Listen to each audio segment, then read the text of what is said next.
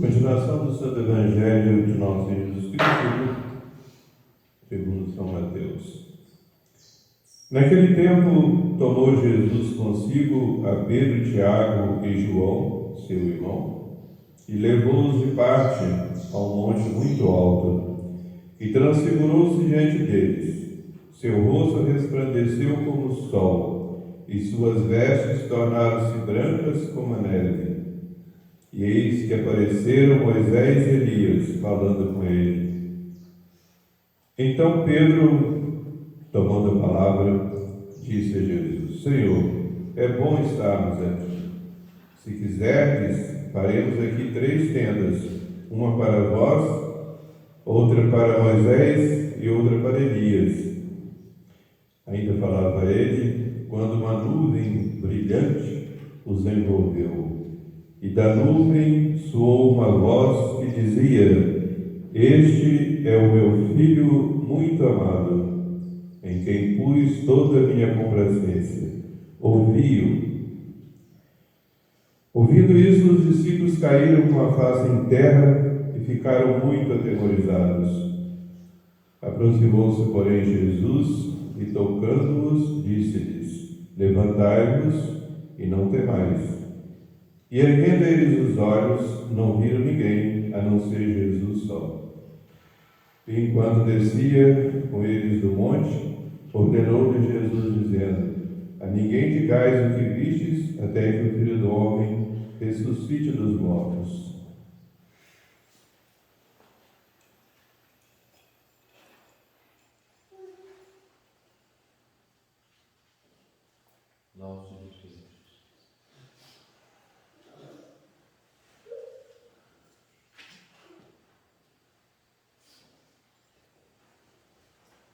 Pelo sinal da Santa Cruz, grande Deus nosso Senhor, dos nossos inimigos, em nome do Pai, do Filho e do Espírito Santo, amém. Queridos irmãos, fiéis do nosso Senhor Jesus Cristo, estamos no segundo domingo da Quaresma. Antes da homilia, eu queria dar uns avisos, lembrar que estamos fazendo a Via Sacra todas as quartas e sexta-feira, a missa às 5 horas e depois da missa a Via Sacra. Queria também pedir ao Sr. José que organize aí um mutirão com os homens para uma limpeza aqui em torno do Carmelo. Depois vamos fazer um outro mutirão com as mulheres para dar uma limpeza final, né? E o homem faz o mais pesado e as mulheres dão o remate final, né? Então depois faremos um mutirão para as mulheres também. Limpar também a estrada. Queridos e amados irmãos, a Santa Igreja apresenta para a nossa meditação desse segundo domingo da Quaresma o mistério da transfiguração. À primeira vista nós não entendemos o porquê, porque é um mistério de luz, né? Em plena Quaresma. Então vamos, com a graça de Deus, ver o porquê dessa meditação da transfiguração na Quaresma. Primeiramente, devemos observar, como diz um outro evangelista, que Moisés e Elias, ali no momento da transfiguração, falavam com Jesus a respeito da sua próxima saída deste mundo, saída de Jerusalém, porque justamente isso se referia à morte de Jesus no Calvário. Nosso Senhor sairia de Jerusalém carregando a cruz, e nela seria crucificado, fora da cidade, lá no monte Calvário, e ali morreria para a nossa salvação. Então esse é o primeiro motivo porque a igreja coloca esse evangelho na quaresma. Segundo motivo é porque mostra a divindade de nosso Jesus Cristo e assim faz a gente sentir mais amor, mais gratidão ao ver a infinita caridade de Deus para com os homens. Jesus sofreu e morreu como homem. Como Deus não podia sofrer nem morrer, mas Ele era Deus, justamente para dar aos seus sofrimentos e morte um valor infinito para resgatar toda a humanidade. E nem precisaria derramar todo o seu sangue. Fê-lo por amor, para demonstrar todo o seu amor por nós. Uma só gota seria suficiente para salvar toda a humanidade, porque é de valor infinito. São Tomás de Aquino diz, caríssimos amados irmãos, que a transfiguração é mais a cessação de um milagre do que propriamente um milagre. Porque a vida de Jesus, deixando transparecer só a sua humanidade, era um milagre. Nosso Senhor ocultava a sua divindade. Mas normalmente a divindade, como aconteceu na transfiguração, deveria transparecer na humanidade. Em outras palavras, nosso Senhor Jesus Cristo, por ser não só homem, mas também Deus, ou seja, pelo mistério da encarnação, dessa união que nós chamamos na teologia hipostática, da natureza divina e da natureza humana numa única pessoa, que é a segunda pessoa da Santíssima Trindade, o Filho de Deus, o Verbo de Deus. Então, devido a esta união da divindade com a humanidade, a divindade deveria normalmente resplandecer na humanidade. Então, o semblante de Jesus, todo o exterior de Jesus, normalmente deveria parecer sempre resplandecente de luz. Isso seria o normal, por ser Deus, né? Não um simples homem. Mas ele ocultava debaixo da sua humanidade o brilho da sua divindade, para poder justamente se entregar ao sofrimento, às humilhações e à morte. Outra observação que devemos fazer é que nosso Senhor levou para junto de si não todos os apóstolos, levou só 3. Os 3 prediletos de Jesus: São Pedro, porque seria o primeiro chefe da igreja; São João, que era o discípulo mais amado de Jesus, como o próprio São João Evangelista diz, era o discípulo que Jesus mais amava; e São Tiago, que seria o primeiro apóstolo a morrer mártir. Então, São Pedro, doutor da fé; São Tiago, mártir; e São João era o discípulo virgem, por isso era o predileto de Jesus. São as 3 coroas, né, que dão um brilho maior lá no céu. Mas esses 3 discípulos foram os mesmos escolhidos por Jesus para estarem presentes ao lado dele, lá no Horto das Oliveiras, para presenciar a sua humilhação. Eles viram como Jesus ficou abatido, sentiu temor, pavor, tédio. Seu sofrimento, seu abatimento foi tão grande no Jardim das Oliveiras que nosso Senhor suou sangue. Em tanta quantidade, diz São Lucas, chegou a correr pela terra. O sangue saiu pelos poros, tal sofrimento. Viu os nossos pecados, os pecados de toda a humanidade, desde o pecado de Adão e Eva até o último pecado que será cometido sobre a face da terra, pelo anticristo. Nosso Senhor viu tudo. E viu que muitas almas, embora banhadas com seu sangue divino, seriam condenadas eternamente.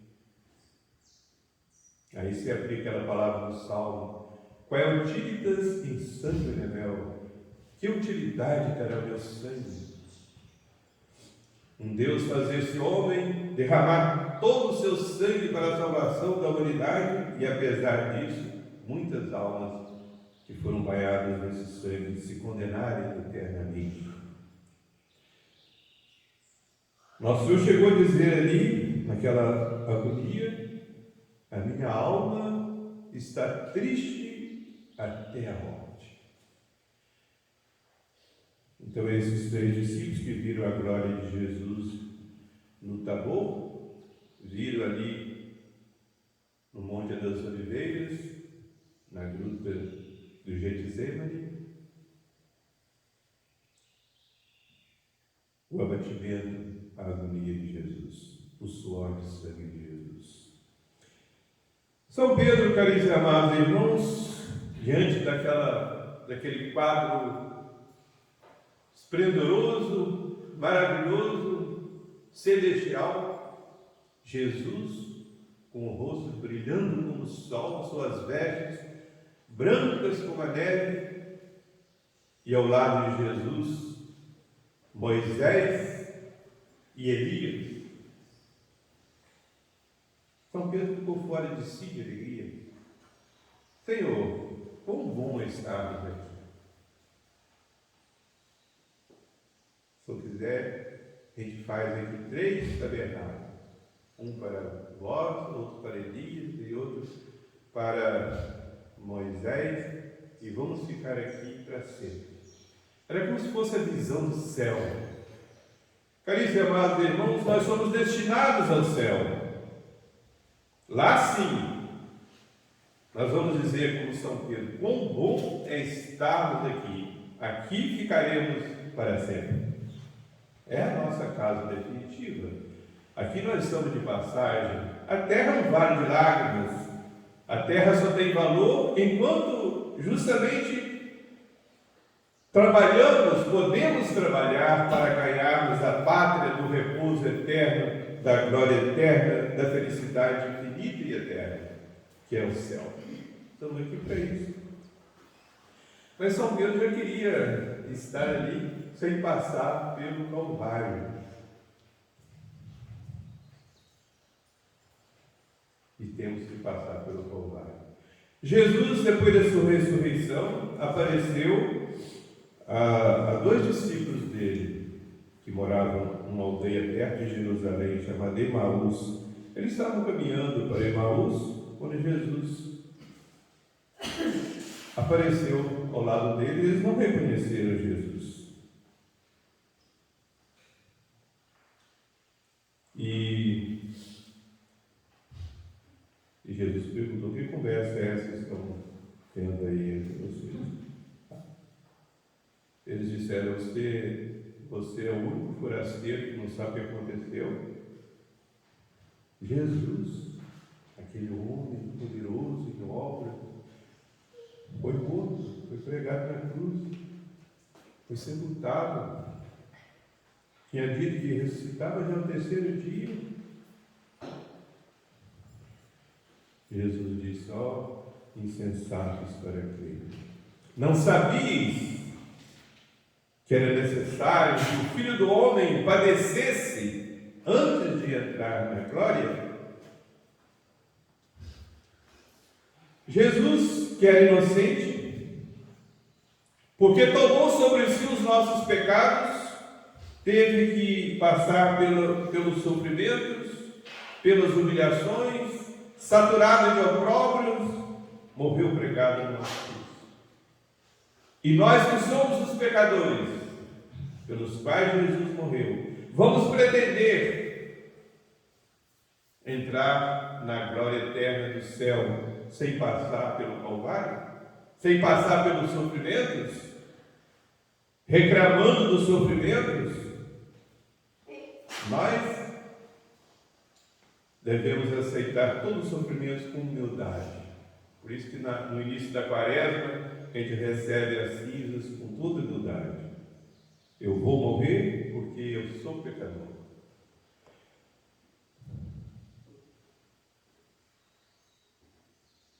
Então a gente tem que sofrer, né?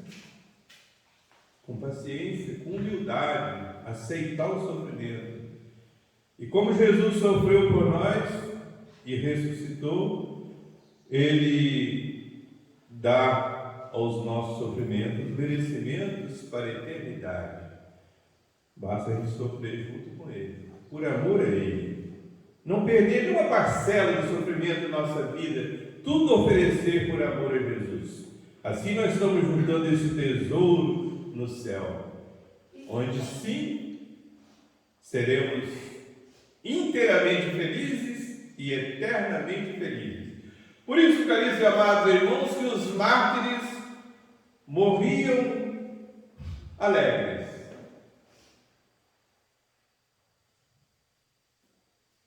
Porque eles tinham certeza absoluta que, passando aquele sofrimento dali do martírio, entrariam no céu para serem felizes eternamente.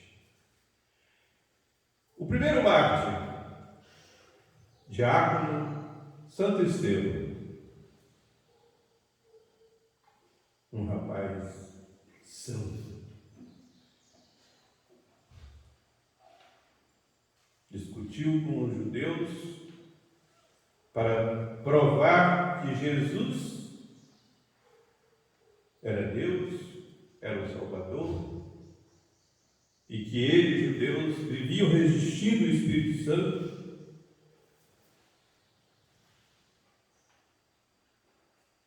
Então foi condenado a ser apedrejado.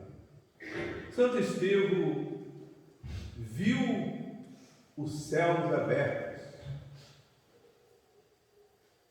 e ele disse: vejo os céus abertos e vejo Jesus à direita do Eterno Pai. E o seu rosto, diz São Lucas nos Atos dos Apóstolos, ficou brilhante, como se fosse o rosto não de um homem, mas de um anjo. Tal a beleza do rosto de Santo Estevão. E foi apedrejado e, antes de dar o último suspiro, perdoou os seus inimigos. Jesus, não imputeis a eles, a estes que estão me apedrejando, me matando, este pecado. E morreu. Queridos e amados irmãos, então se nós, diz São Paulo, aqueles que são de Jesus Cristo crucificam a sua carne com seus vícios e concupiscências, esses são os verdadeiros cristãos, verdadeiros discípulos de Jesus. Nós temos que sofrer agora para depois sofrermos com Jesus, por amor a Jesus, para depois sermos felizes para sempre